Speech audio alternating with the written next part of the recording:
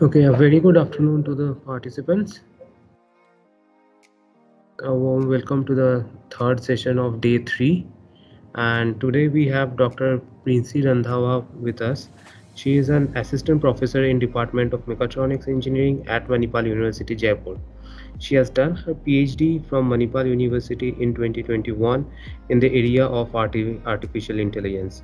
Her research area is AI, ML, IoT, instrumentation, and control. But after She acceptance joined also they are having some queries. So we need to make like this. and published more than Another thing, this is not response. and This journals is called and also have author queries. two copyright. This is a different thing. Also, she has been an active member of So every paper we do like that. and You want to do, no problem. programs in rural colleges. For me, no problem. Well, you And how, for the session, I'll hand over the session to her. Thank you, sir. Thank you for the introduction. Very good afternoon to all. I know it's a afternoon session, so it's very difficult for everyone to listen. But I'll try to make it interesting. So I'll just share my screen. So, like in 3 sessions, you have listened like various speakers, like how can we use this machine learning and AI in different domains, like health sector, and also in the second session, you have heard like AI in embedded system. So today I'll be touching upon how can we use this variables, like how can we use this AI in wearable technology. So I'll be covering these topics like what is wearable technology, what is the history, and why wearables are important. And the most important thing, we'll also study the different kinds of fabric sensors which we can use for the wearables, and then like how can we select those sensors, like what should be the criteria for the selection of the sensors, and then after the selection of the sensors, how can we integrate those sensors to make the variables, and how can we collect the data from those sensors to do some kind of analysis on them. And then after we get the data, how can we apply those algorithms, what are the different algorithms we can use to classify that data from the various sensors. And finally, we'll see the feature engineering, like how as in the morning session we have seen like how can we do pre-processing of those features. So that also we'll see. So we'll take one application, so that I'll be discussed later, like what is that application. Okay, now the question first is, what is this wearable technology? So we all know it's a, field of portable smart devices that are worn on the body, and it can be your anything. It can be your Google Glass, it can be your smart watch, smart jackets, and other kind of gadgets, which is like it leads towards a better connected lifestyle. So these electronic devices, that it can be work as your accessories which can be embedded in the clothing, and also it can be implanted in the user's body, or even you can see it can be tattooed on the skin. And these are hand-free gadgets with which is powered by your microprocessors, and it can be enhanced, which can be enhanced with the ability to send and receive the data using internet. Now, this wearable technology, this has added a whole new dimension now already in the field of these gadgets, and these are the, we can say these are the game changers in the field of now fitness, also in the we can say self improvement and productivity. So it gives all the critical information now which manages your wellness, right? Not the illness today. So we'll be today mainly talking about these smart fabrics, which is embedded on the clothing, and how can we collect that data, and what parameters need to be considered while applying machine learning. So if we talk about smart clothing, you can see in that various fabric sensors. So I'll be just talking about the fabric sensors here in today's lecture. So if like you can see that these fabric sensors, these are sewed onto the fabric itself, and the sensor data from the fabric sensors can be used in the various fields now. whether it's a healthcare, it's like it's educational, or it's I mean by it can be used by the general public for the daily use. So there are like various projects have been done on this technology. Like there is one project, My Heart, that is used for the continuous monitoring of heart rate. Then there is a project like Biotex, which monitors your biochemical parameters like your blood and your sweating and all. Then we have this Protex project, which is focused on textile-based micro nanotechnology within communicating framework for firefighters and your civil protection workers.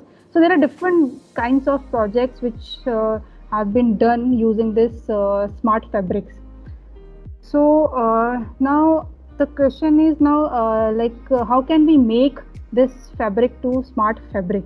Like we also call it as your e-textiles, or you can say the smart garments or the smart textiles. So these are the class of fabrics which I have already told you. These in which all the electronics and your interconnections are woven onto the fabric itself and can interact with the environment. And there is an elimination of wires and other complex electronic components, right? And so these smart textiles, these are now integrated almost in all the fields of this applied sciences, like whether it's electronics, your material science, your organic chemistry, your artificial intelligence, aviation, hydraulics, telecommunication. So everywhere this now this smart fabric technology has been used. So now the question arises, like I've told you before, like how can incorporate all these sensors into the clothing and make it smart textile. So you can see in this figure, which shows the steps for incorporating the smartness into a clothing. So first is like the first step is to like we have to use this sensors. It can be your any sensor, your pressure sensor, your stretch sensors, accelerometers. So these are also we can get these sensors as the fabric sensors also, not like the electronic hardware. So these directly you can get from the the market, your fabric sensors. So after you get those sensors, you can use this to monitor any kind of physiological parameter, or any kind of your variable, like your heart rate, your breathing rate, or your ECG, etc. Now the second component is like how can we connect those sensors, right? So for that we have this conductive elastic yarns for the interconnection of your sensors. Even if you are working on a this fabric only, then we have conductive thread is available in the market that you can use instead of your wires for the connection of all the sensors. Then finally, okay, now we have the data from those sensors. So how where we can store that data, right? So for that we have a processing unit. We have a Flora microcontroller that is also that will be used for your fabric sensors only. Flora microcontroller, that which will act as your processing unit to process that data which we get from the sensors. So then now next is the history.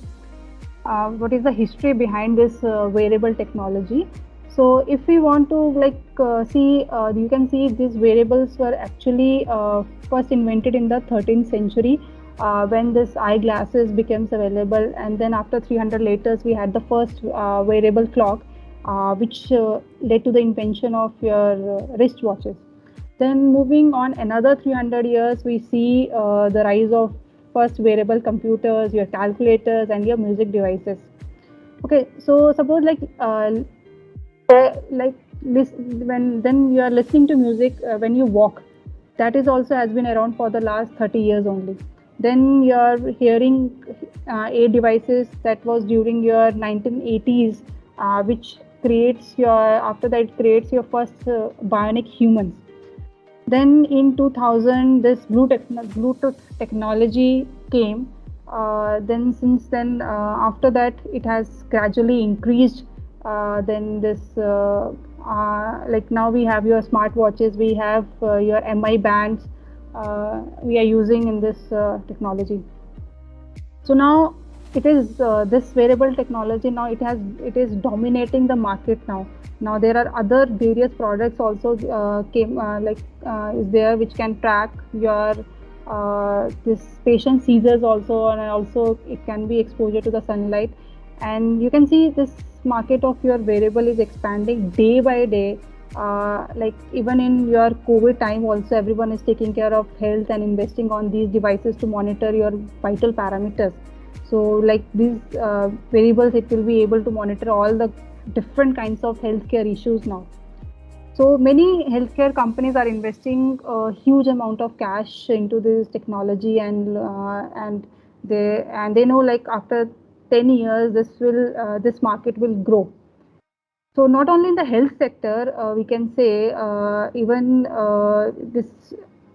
yeah, this can be this technology. It can be used in your entertainment also. Like imagine being like being able to feel and smell as your when we see the film, right? So AR VR technology. So that is also progresses now nowadays, and this can technology now can allow you to physically take part on these interacting activities, which can revolutionize your entertainment industry. So now we all know, like now during this COVID time, we were using this mask and all. So, but that mask has a we know like it has a adverse effects. Like some will have this breathing issue problem, some will have this headaches, rashes, acne problem, and all. So if we use those masks for a longer period of time, so for that now we have this AO air mask had come, which will be the future of your personal face mask, especially in the this COVID-19 pandemic. So this mask will actually it will provide the protection while not in this we are not like we have to seal the mouth or the nose. So you just have to wear it, then this mask is very comfortable, and it creates a like you can see the one way outflow of air, which will to prevent your outside air penetration. It also helps your filtrate your particles by using fans to pump in air and creating a positive pressure.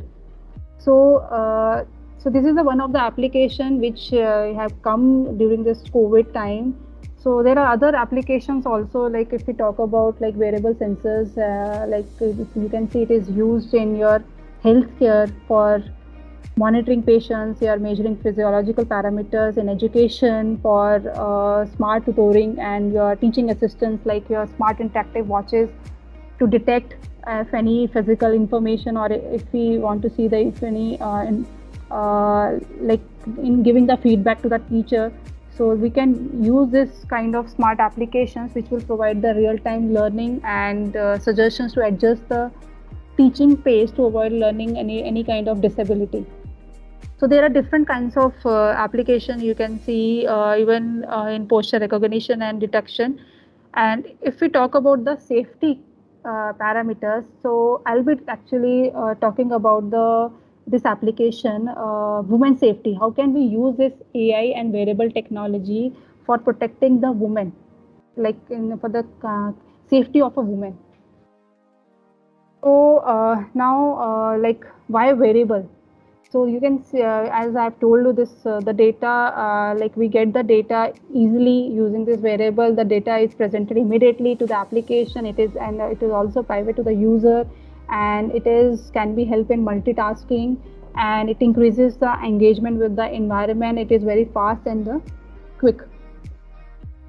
So, as I have told you, like it is expanding day by day. So, if you see the graph now, like in 2020, it is growing $60 billion. So, if you see the different kinds of applications, so like in lifestyle, in fitness, medical, so where we are using these variables, like how the market is increasing in different kinds of applications. And in the last graph, you can see like what kind of sensors we are using to get that data, like where they have placed those sensors to get the data, and then they can do some kind of analysis on that. So in this last figure, you can see the like 24% of the data, like we place those sensors on the arm and the wrist, then your chest, your legs, and the hand and finger. So now I was talking about how can we use this application, how can we use this, incorporate these two things, AI and your wearables, for the women's safety. So like I'll just give an example. Suppose when there is an attack or any kind of assault thing on a victim, right? So what happens? It makes the victim helpless, right? So then this issue becomes more serious if that victim is a woman. So now the key point here is that that victim becomes overpowered after a short resistance by the offender. So there is a in that case there will be a resistance, and the victim will be subjected to a lot of physical trauma.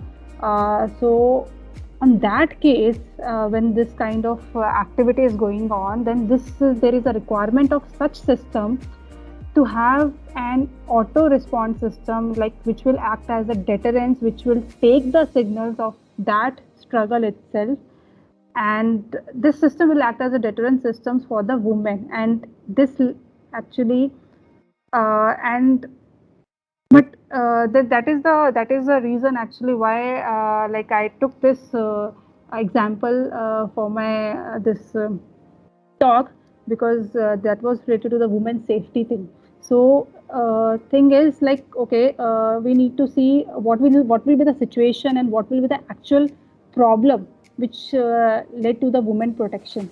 So we know that there are different kinds of gadgets are already available in the market for the women. Like you must have heard about that safe light, your smart pendant, which will give you the location. Safety torch is there, which will give the electric shock to the person. Then we have lipstick flashlight, which will disable the eyes of the attacker.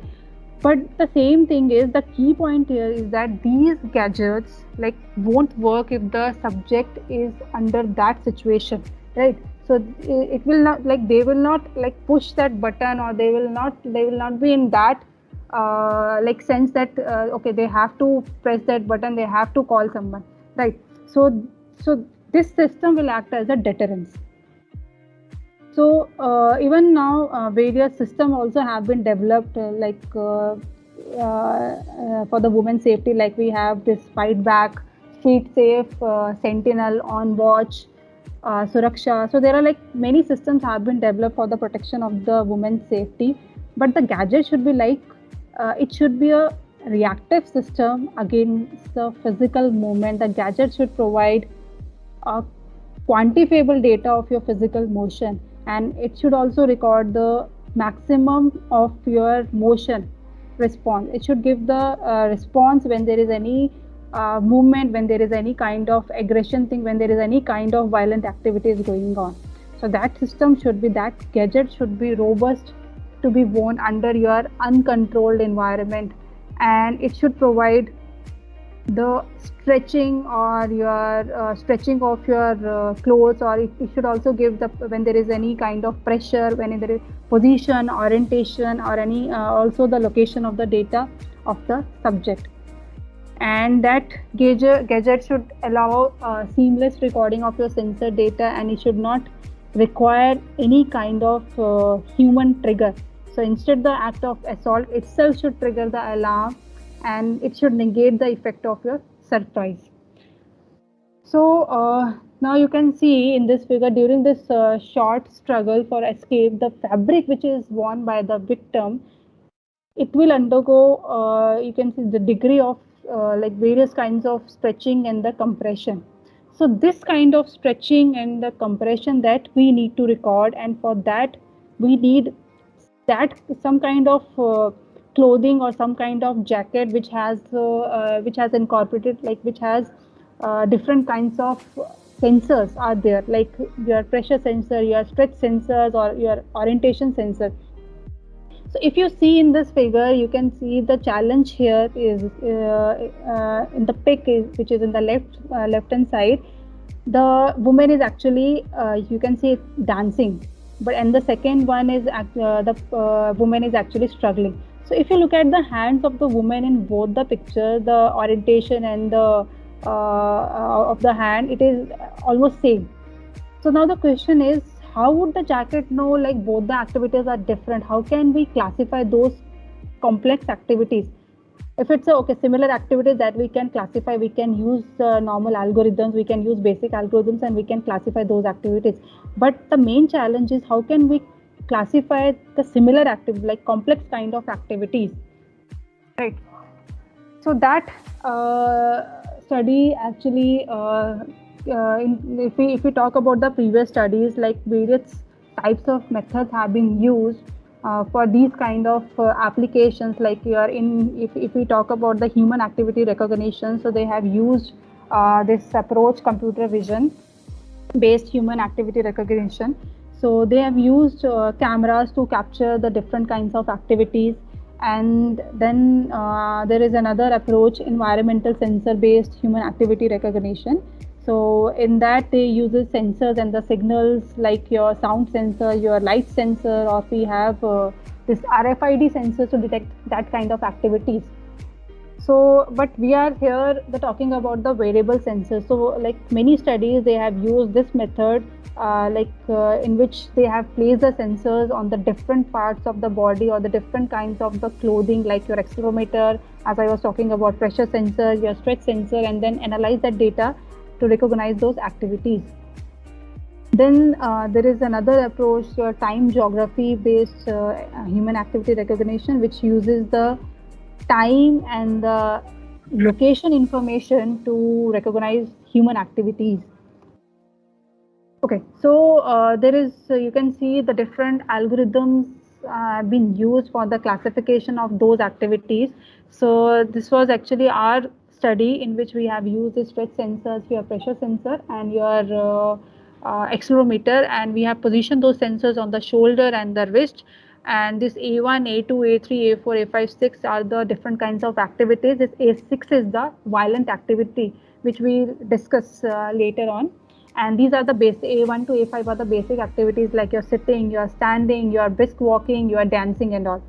So the algorithm which we have used here is your KNN, decision tree, naive Bayes, and the SVM, and we were getting the accuracy of 99.9%. So if we talk about the other studies, you can see the different kinds of sensors they have used and where they have positioned those sensors and what kind of activities they have studied, and these are the algorithms and what accuracy they have got. So it's the same like the literature thing. You can see here the detected activities like they are sitting, standing, sit to, even transitional activities also in some papers they have detected like sit to stand, stand to sit. So these are the transitional activities. Even day-to-day household activities, like some of the papers they have studied like your shopping, showering, your dinner, working and all. So, and like what kind of accuracy they have got and which approach they have used for detecting these activities. Now, the next is like how many documents, like this is a literature review slide which shows how much work has been done on this area country-wise, that is on human activity detection. And this is the one which we are discussing, your violent activity detection, means to detect the classification of your normal activity and your violent activity. And you can see this is the literature like publication country wise on human activity detection, and this is, you can see our country is on the third. These are the documents which have been published on this violent activity detection. Okay, now the question is, okay, so first we have to identify the areas where the sensor can be placed, and also the hardware implementation of the jacket and or like any kind of clothing, and how that data is collected from the sensors. For that we have to do various kinds of experiments. Various kinds of experiments have to be conducted to differentiate those activities, and then we'll see the software architecture of that jacket. After that, software will deploy that model using different kinds of algorithms which will be evaluated on the basis of your accuracy, your precision, and the speed. So these are the methods. So now our first objective is to place the sensors. So like not only in this application, if we take any kind of application, so our first objective is to place the sensor on the jacket, right? So according to the literature survey which we have done, so these were the positions which we have chosen, which gives the highest mobility when there is any kind of violent activity takes place. So these are the places. It is the shoulder blades, elbow, and the wrist. And also we have in the middle you can see it's a Flora chip microcontroller in which all the data will be stored, will be taken from all the data will be taken from all the sensors and it will be stored on this microcontroller. So now, okay, after this sensor selection, we need to build a prototype. So for our first motive is to study the integration of all those fabric sensors with the embedded computer and the related technical problems so that we can get a smooth and flawless integration, right? So when we collect the data. So our first requirement was a jacket which would have fabric sensors which will be woven on its strategic location from where the physical movements could be recorded. So we have identified the areas already, like your elbow, your wrist, where pressure and the stretch sensors are placed, and we have used this Adafruit Flora chip for the processing unit, which comes with your 4 analog input to read the accelerometer data and to input to send and the receive Bluetooth data. So, but we have many sensors. So in this case, we have used multiplexer to process different analog input from the multiple sensors here. So you can see this is the Adafruit Flora sensor. It's a fabric sensor which you can use for this smart fabric applications. So this is the high precision 3 DOF sensor which provide the motion and the direction of the subject, and it has a digital interface in which the various sensors can be attached to this SD and SCL pins with the stainless. You can stitch this sensors with the conductive stainless steel conductive thread. You can see we have connected this Bluetooth accelerometer and your Flora with this conductive thread that is also available in the market. So in this Adafruit website. So after that, a system is developed in which all the sensors and the data acquisition unit is swayed onto the jacket using this conductive thread for the data transmission. Now the next objective was to select the right fabric which can capture all the signals and shows the repeatability test. Shows the repeatability. So some sensors were readily available, but few sensors we have to handcraft using to create those sensors which are not readily available.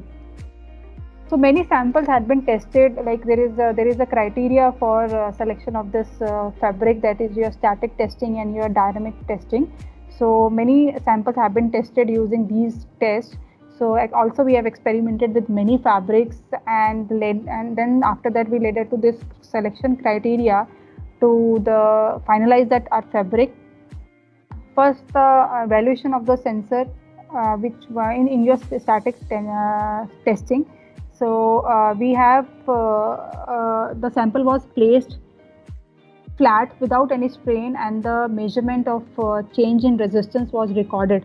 So which we have done in the static testing. So and then in the dynamic testing, the samples are initially stretched, and then we have measured the variation in the resistance using a multimeter, or you can use the Arduino plotter, and you can plot the graph between your length and the conductivity. And then the second method we have used is we have induced a sudden spike in the fabric by stretching it instantaneously to give a maximum length. Then again we have plotted again the length versus conductivity. Then the third experiment was done then we hold the fabric in a stretched state for the 60 seconds. So it depends, 160 seconds, 120 seconds and all. Then again we recorded the resistance. So then again we plotted the graph between your conductivity versus time. So then we have you can see this experiment actually was repeated with other fabric also to select the fabric. So you can see in this the graph the fabric 2, which like after all the experiments which we can identify the linearity and the repeatability test. Then this fabric, which is composition of your 76% nylon and 24% this elastic fabric, it gives like it gives a better result. You can see like it gives a like linear graph. So and also once we have repeated those experiments, it was giving the same thing. So that is why we have selected this fabric for our application. So then now the next thing is the pressure sensor. So I have told you like there are few sensors which are like fabric sensors which are readily available, but the few we have to create it. So then the pressure sensor was first created actually using velostat, which act as a semi-permeable membrane between the two pieces of your conductive fabric to create a pressure actually. So after using this velostat, it was observed that the response to pressure was not steady. So then like it was not giving a steady response. Then what we did is like we have created another pressure sensor which then after that it gives a decent response to the pressure. So like what we did is like we have used two highly conductive fabrics to create a conductive segment. So pressure sensor was actually built by sandwiching your both pressure sensitive fabric between the conductive fabrics. So our goal actually was to achieve steady response, and the focus was placed on your repeatability of the response. This is another sensor which is readily available. Like you can use from your, there is one website, less EMF safety shop. So it is actually made up of 72% nylon and 28% spandex elastic fabric. So it's a kind of a mesh material which is used to create a stretch fabric. So now the stretch sensor actually it is based on your change in electrical resistance in the sensor along with the stretch. So this you can see this resistive pressure sensor, which has a correlation between your pressure and your electric resistance, and the principle of your resistive pressure sensor is based on your electric resistance that increases when this resistive material, whether it's a stretched or you're compressed according to your Ohm's law. So when there is a higher resistance, it makes your voltage higher for the same electric current. So this way this stretch and compression can be correlated to your voltage. Now we have the sensors. We have pressure sensor. Now we have stretch sensors. Now the next is how can we connect those sensors. So for that connection of that interconnections, we have created this bus lines. The different kinds of fabric bus lines was created to interconnect all those devices which we used in the jacket, right? So it was actually first observed that these fabric sensors, which had been sewed onto the fabric with the conductive thread, it was actually the resistance when we use this conductive thread first, the resistance offered per meter by the thread was very high, which leads to your reduction in your conduction area and the quality of your conductive layer which is applied on it. So if the resistance, obviously if the resistance is very high, the voltage, then we need to increase the voltage, right? But if we increase the flora, that is actually the limit of that flora is not that enough. So that is why we cannot increase the voltage. So for that case, we have created those bus lines instead of using this conductive thread. So then this so that is the reason this was conductive bus was created for this purpose separately. So this is the overall the summary of your overall development process of your hardware, right from the sensor selection, your placement, and your the collection of the data and store into your Flora microcontroller.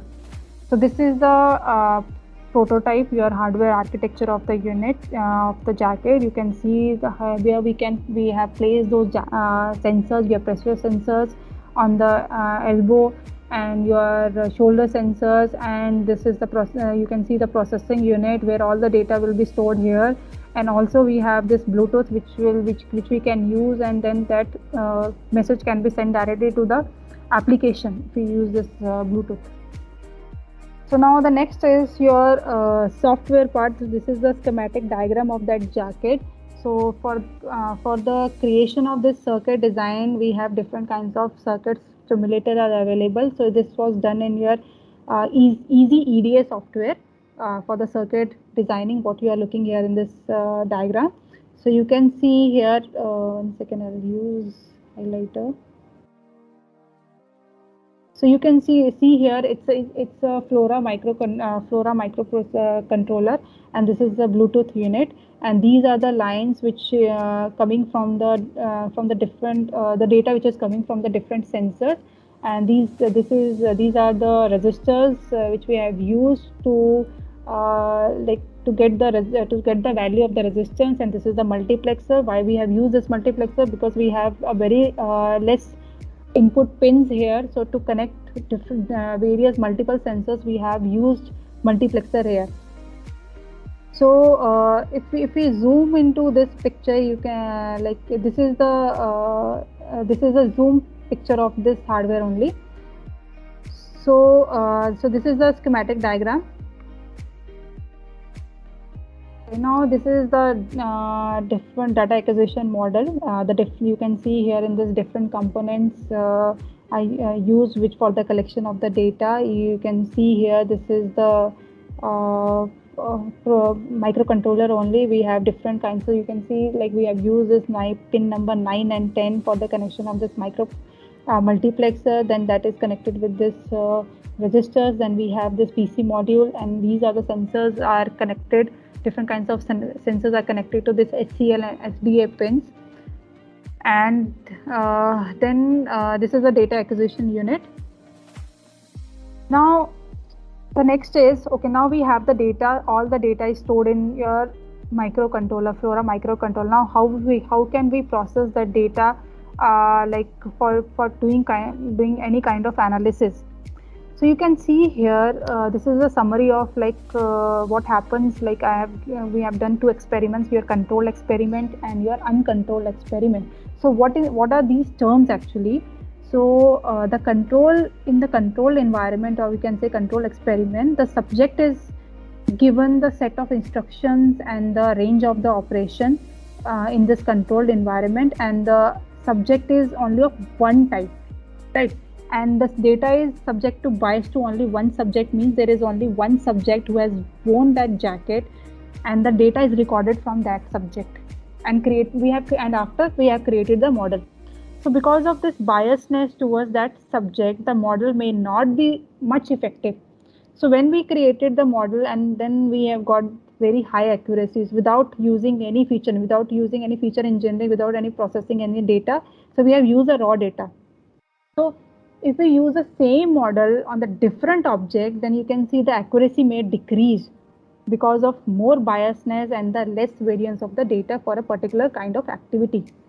So this is the uncontrolled environment. So if we talk about uncontrolled environment, we try to remove that biasness so that the subject is given the set of instruction, but the range is not being told, right? Example, if the subject like if we talk about like say if the subject is asked to walk briskly, right? So then the subject will walk briskly as per their understanding. So we will not tell how briskly or they have to walk, right? So and the number of subjects for this experiment, like because like we have used the different kinds of subjects here, right? So in this the data is not biased towards one subject. So with that we were getting a less accuracy. Like in controlled environment we were getting 98% accuracy. In uncontrolled environment we were getting 85% accuracy using the different kinds of algorithm. So this is also the one of the parameter which we have to consider when we take the data, when we start doing, when we use any kind of processing techniques. Okay, now for this kind of applications, we took a total 50,000 data points, like which are collected in the controlled environment. First, I'm talking about the controlled environment, that is a laboratory setup with the population size of your 50,000 and the sample size was 20,000. So then, for the validation thing, we have used this central limit theorem. So basically, the central theorem limit theorem states when you have a population with mean, mu, and standard deviation. So, like then the distribution of the sample means will be approximate. It should be normally distributed. So whatever the sample will be taking, like it should be normally distributed. So that will validate your sample. So this was the data actually. The work that data were collected with the code, like using this Arduino. Then we have load that program to the Flora. Then a collection of this data is captured. So this data has to be collected in the form of a table, and then now this data will be used. This is the raw data that will be used for different kinds of machine learning models. So now you can see this is the raw data from the accelerometer signal for different activity. So one first is your jump and the twist, and another activity is your violent attack. And these are the other different kinds of activities. You can see the stationary, your walking, brisk walking, twist, and your violent motion. So you cannot classify using, I mean, by seeing this figure, you cannot classify whether it's a brisk walk or twisting or it's a violent motion, right? So this is actually the figure which I have in this. I have used this Veka software. In this you can see the signals which is acquired from different sensors, which will depict that there is a overlapping of the signal between the two activities. So we cannot classify because there is a overlapping of the data. So we need to accurately classify those activities without any confusion. So we cannot say like you can see like different attributes here like gyroscope, your accelerometer. There is a overlapping of your data. So we have to clean that data so that we can easily classify those complex activities. So this is the you can see this is the flow diagram which will show the whole system, the flow of the sensor based on your like base activity recognition for your normal motion and your violent activity. So you can see the few steps which is to be followed for testing and your training your data taken from your sensors. So first is here we have to load the data from the sensors. Then the second step is we have to pre-process the data. So for the pre-processing, we have to check the outlier, the data points that is lie outside your I mean outside the rest of your data, and also we have to check if any missing values are there. So that will also reduce the size of your data. And then we have to divide the data set into two parts, and which will be used for your testing and your rest of the data for your training to build the models. So that we also call it as your cross validation technique. Then the third step is your feature selection and your feature extraction. So then in this method it will turn your raw data into your information that the machine learning can use them. So most of the time you can see most of the time spent here in step 3 only, your data feature selection and your feature extraction. So then the fourth step is you're building and train the model using different kinds of algorithms. So you can, after that you can use any kind of classifier. So it depends on the different kinds of application. So now the next is your pre-processing technique.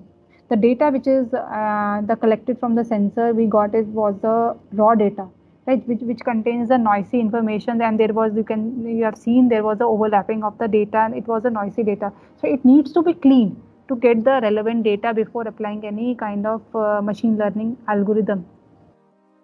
So like any useful information, it's not easy to acquire from a continuous stream of the sensor data for continuous activity and your violent motion detection. So it is now it is important to segment that data. It is important to divide that continuous stream into some segmented type of data. For that, we can use this various segmentation techniques are available, like for segmenting those data. So first is your activity defined window. So in this first type, in this activity type, the continuous data that is split onto your based on the detection of the activity that it changes. So that is your activity defined window. Then the event window. In this method, event window is decided for each specific activity. So we have to decide, okay, if it's a standing, so we like whether, because there will be continuous stream of data which consists of your different kinds of activities. So we have to select different kinds of events, but not in a uniform time. So window, we have to specify the window length for each activity. Yeah. So then the third is technique is your sliding window or the windowing technique, which we mostly use actually if we like the review which we have done. So most of the authors, they have used this windowing technique for the pre-processing, for the for segmenting that data, especially for this real-time active, for the recognition of your human activity motion. So in this case, the sensor signals are split into a window of fixed size and the length. So it doesn't matter whether it's any kind of active. So they have just select the window size of particular length. So then they have segmented that data. So now, so next is your data pre-processing. So there are different steps are involved in the data pre-processing technique, which means we have to transform that raw data into a useful and a meaningful form, right? So in the first method, you can see we have this data cleaning. So in data cleaning, it includes your, if any missing information is there, if any noisy data is there, so we have to clean that data first.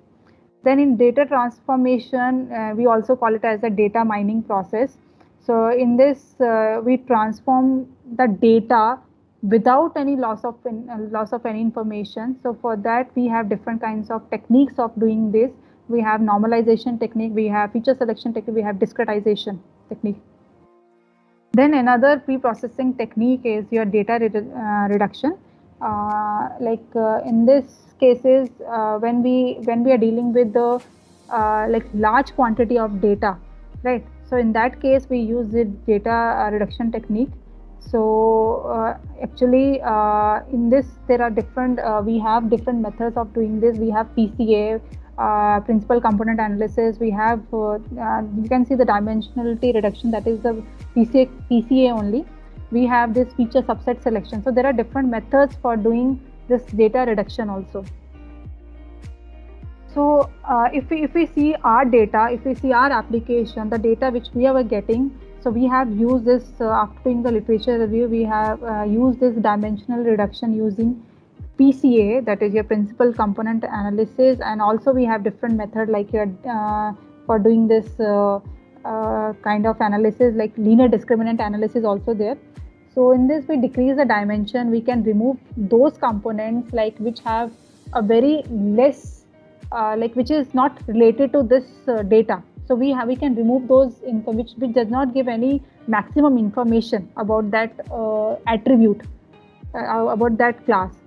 So for that, we have used this principal component analysis technique to rank those features. So you can see this, if I'll go to another slide, you can see this accelerometer data. This is a pressure left sensor. You can see this is ranked as a 1. So it means this sensor is giving the maximum information for this kind of data set. So for that, we have used this for ranking those features. We have used this correlation coefficient formula, and the minimum, you can see the 13th one. This is the magnetometer data. So it is giving the very less information. So we can remove those features using your Pearson correlation coefficient or your principal component analysis, which is giving the less information. So this so it will remove those less correlated features, it can without any loss of information, right? So now pre-processing is done. Now the next is your different types of, now we got the data, we have a now we have transformed that data. Now the next question is the different types of classifier, which algorithm we can use for different kinds of application. So these are the basic algorithms, like you can see decision tree, naive Bayes, care nearest neighbor, support vector machine. So we first try with these basic algorithms to see if we can, because if it's a classification problem, so that your problem will be solved with these algorithms. But before using this classifiers, we need to minimize your overfitting and underfitting problem in the data set. So like before selecting any algorithm. So like now what is now the next is, so if we talk about the decision tree algorithm, the main idea of this decision tree is to identify those features like which contains the most maximum information regarding that target feature. So like suppose you can see the pressure left sensor was giving the maximum information. So we will take that will take that vector like feature as a leaf node. So after that taking a leaf node, then we'll start splitting the data and we'll see whether like what accuracy we are getting. So accordingly we'll check for all those features using this decision tree. That is why it's called as a tree structure classifier, where the internal nodes represent the features of a data set, the branches represent the rules of decision, and each node leaf represents the result. So taking all those vectors after just to see like which feature gives the maximum information, so that will take as a leaf decision node. So accordingly we split that feature.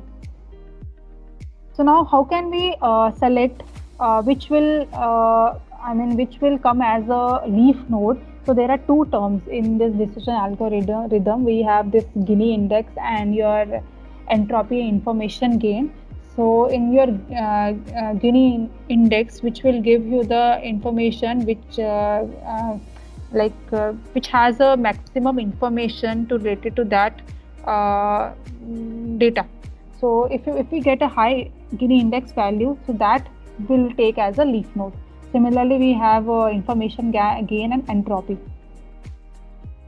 Now the next is your naive Bayes algorithm. So in this we use the naive Bayes theorem.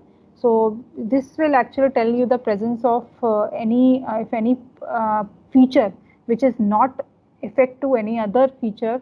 So we can remove that feature from the algorithm. So this is a basic one, naive Bayes algorithm. Then this k nearest neighbor algorithm.